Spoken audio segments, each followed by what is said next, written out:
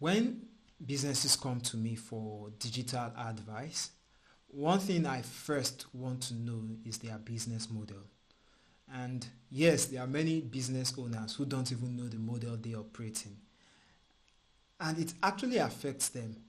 First of all, the reason you have a business is to earn a living, to take care of your families, and if you have big dreams, to achieve those big dreams, those big visions. And in order for you to meet your end goal, you need to ensure that your business is sustainable. And what I mean is, even if you are a business earning even $100,000 per year, you would actually want to sustain that business to either keep at that or even grow. But the thing is that you not understanding your business model keeps you stagnant. Why? Because having a proper business model helps you to understand how do you sell to your customer. It helps you to understand how do you package your product or your service to your customer. And if you do not have this understanding, you will be stuck. You will be. And I want to give an example of what I mean here. Let's say a bank and a banker. Selling to a banker is actually different from selling to a bank.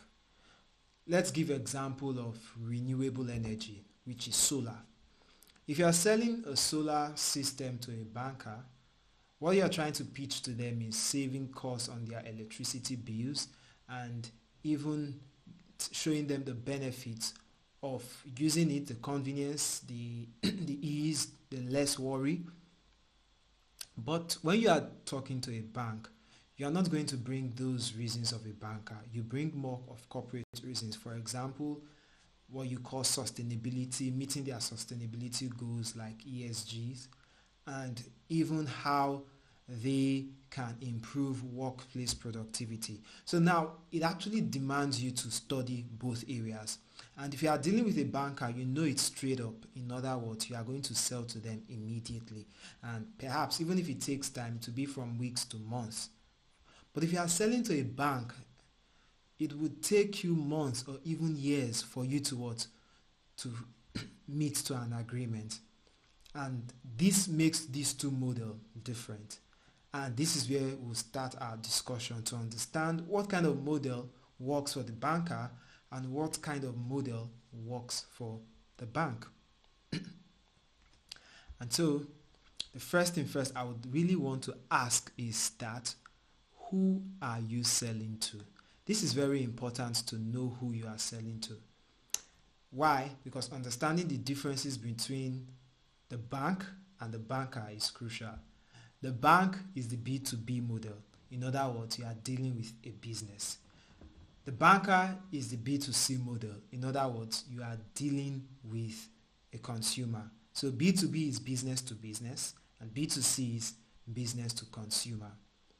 Now we are going to break down the basics so that you are able to define your ideal customer and then make you understand why this understanding of the B2B and B2C helps your business to focus on the right market.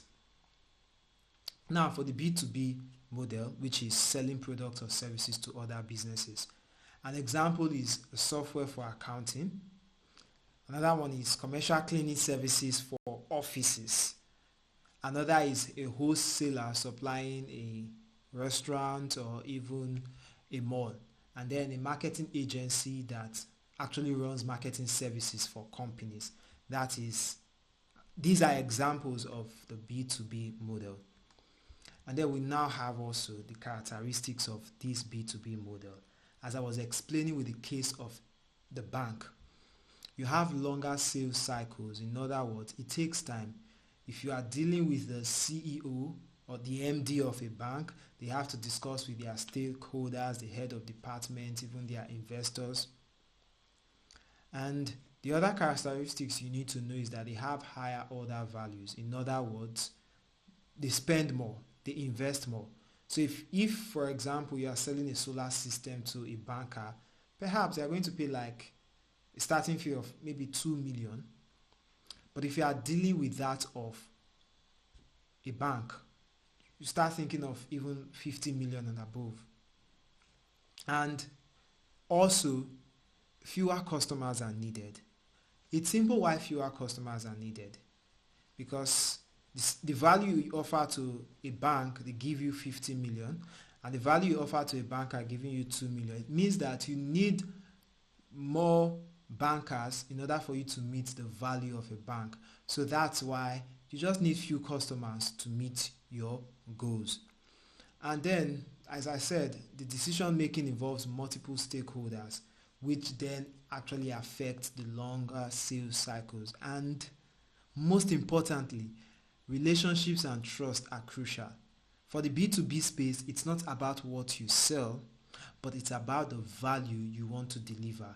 And that value is placed not just on your company, no, but you as either the founder, the CEO, the COO, the CMO. It is you. So for the B2B space, you have to learn to build relationships with people. Because why? If it takes a longer sales cycle, that means you have to be ready to hold relationship for months, for years, till whenever your customer is ready to buy. It's how it works. Now, that's for the B2B. Now, for the business to consumer, you are selling directly to the individual customers. And example is a bakery shop, an online clothing store, a hair salon, a grocery store. These are examples of a B2C model. Now, let's look also at the characteristics of the B2C. You have shorter sales cycles. It's simple. If they come to your shop, they buy what they need. If you want to pitch to them, they do not have stakeholders to meet. You understand? I'm going to meet. There is no one. Highest case scenarios, it's perhaps their partner if they have a wife or if they have a husband. So that's where it changes. And you have lower order values. In other words, as I explained earlier, they don't spend as high as that of the B2Bs. In other words, okay, our case studies, the banker does not spend as much as the bank. And you actually need more customers then to meet up with your target. That's one thing you should understand. And the other area is emotional purchasing decisions.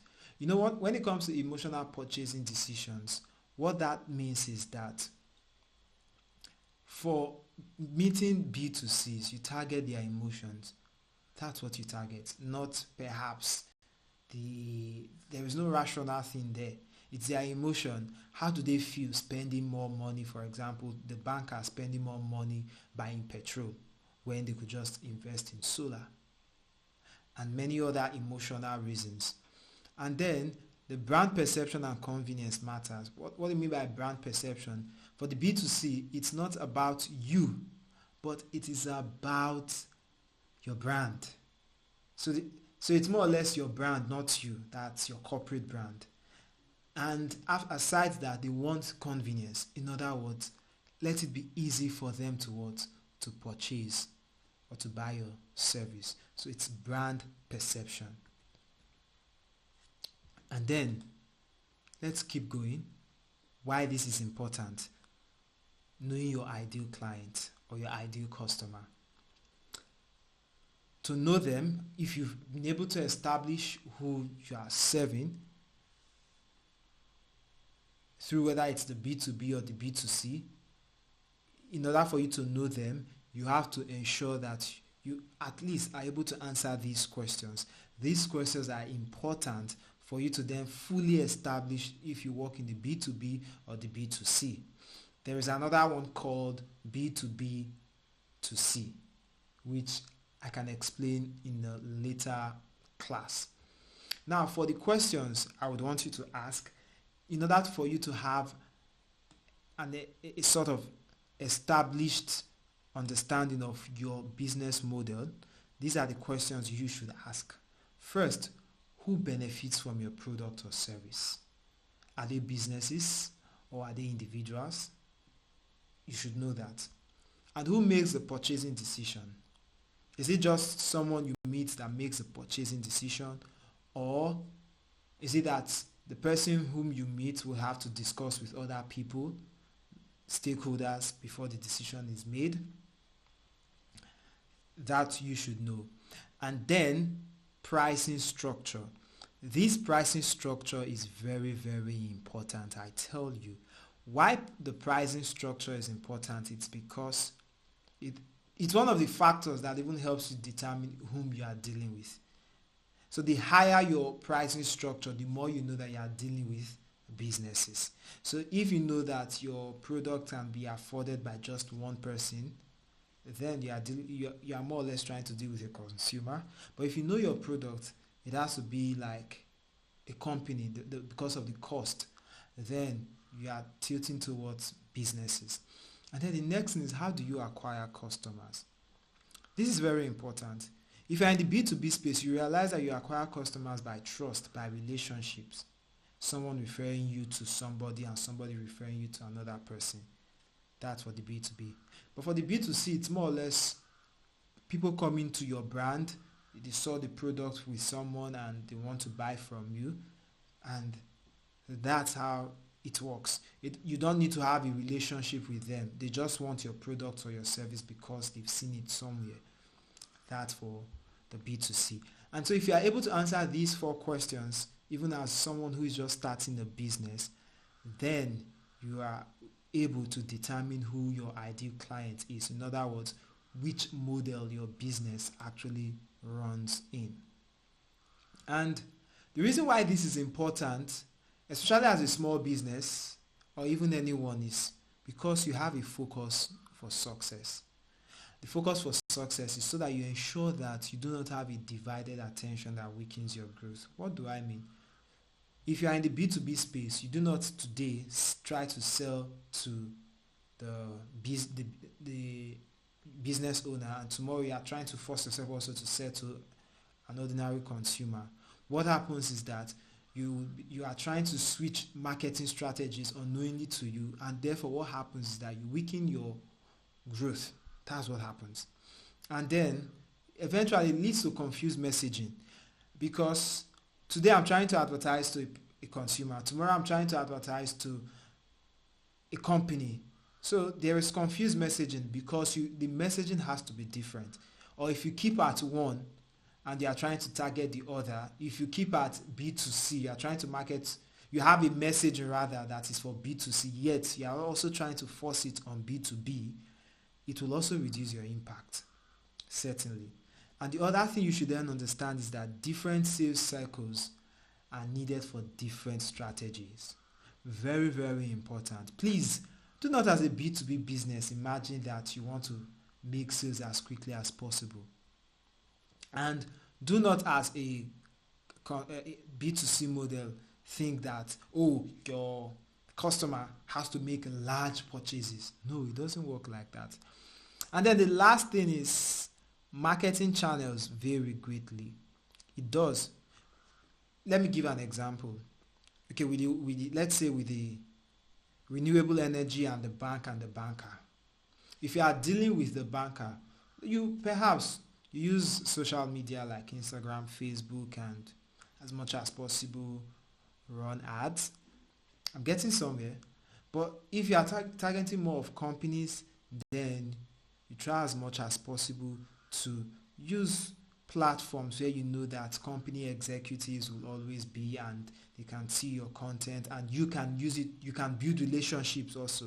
It's difficult to build a relationship in like entertainment focused channels like Instagram or Facebook. But for education focused platforms like LinkedIn, it's easy for you to build relationships. You send connections, you have discussions, you build relationships. So you see how the marketing channels vary.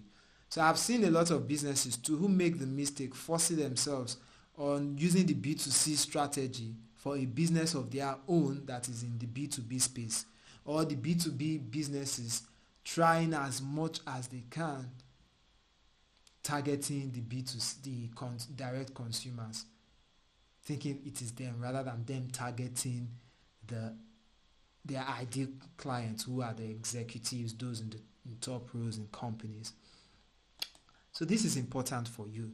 And so I want to give you the 4 takeaways. Identify your primary model, 1. Understand your sales cycle, 2. Optimize for operations, because if you've understood this, to ensure that your business operations is well optimized to fulfill these 2. And then, most important, master one approach before expanding.